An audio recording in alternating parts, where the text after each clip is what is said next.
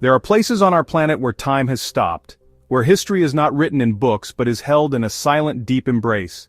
Imagine a vast graveyard, not of stone, not of earth, but of steel and of water. This is a place where giants sleep. Our destination lies in the vast expanse of the Pacific Ocean. It is a place known today as Truk Lagoon, but history remembers it by another name, Truk Lagoon. It is part of the Federated States of Micronesia, a beautiful collection of islands surrounded by a protective coral reef. This reef creates a massive natural harbor, a calm, deep, and sheltered body of water. During World War II, this geography made it invaluable. The Imperial Japanese Navy saw its potential.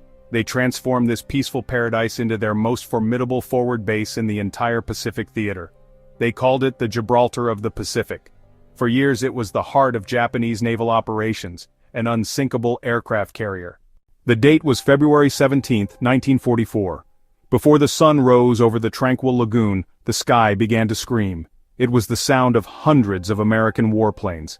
They were launched from a fleet of aircraft carriers that had approached under the cover of darkness. This was the beginning of Operation Hailstone, a surprise attack so massive, so devastating, it would be remembered as the Japanese Pearl Harbor.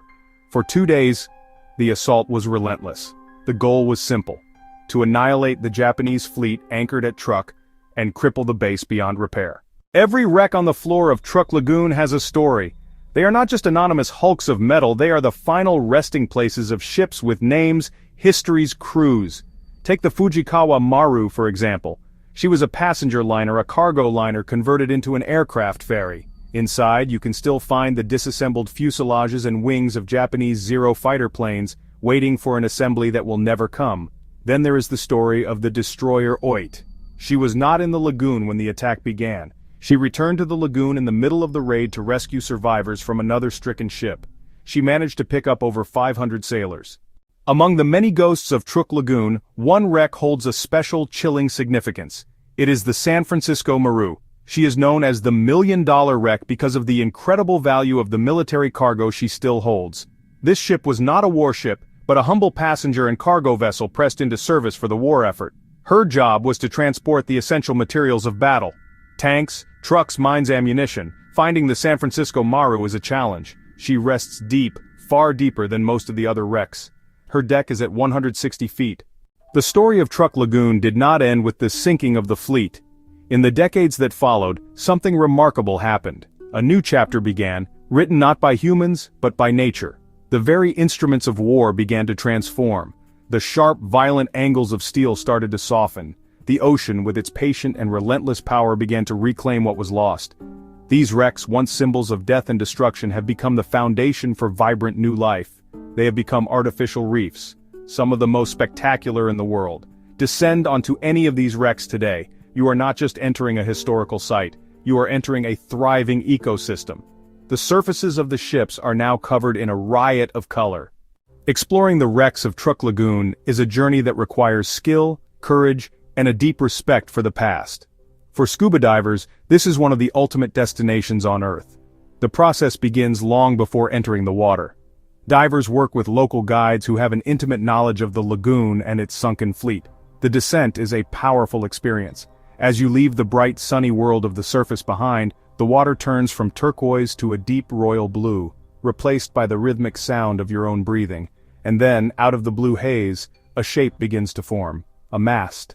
A bridge. The wrecks of Truk Lagoon are more than just a diver's paradise. They are irreplaceable historical artifacts, but they are also incredibly fragile. The salt water that preserved them is also slowly consuming them. This raises a critical question.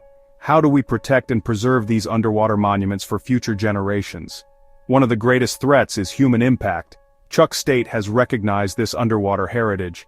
The wrecks are protected by law. They are also war graves. Thousands of Japanese sailors lost their lives here. Their remains are still entombed within many ships. These wrecks must be treated with the same solemnity as any cemetery on land. What do we learn when we journey to the bottom of the sea and look upon the face of a forgotten war? What do these silent, rusting ships teach us?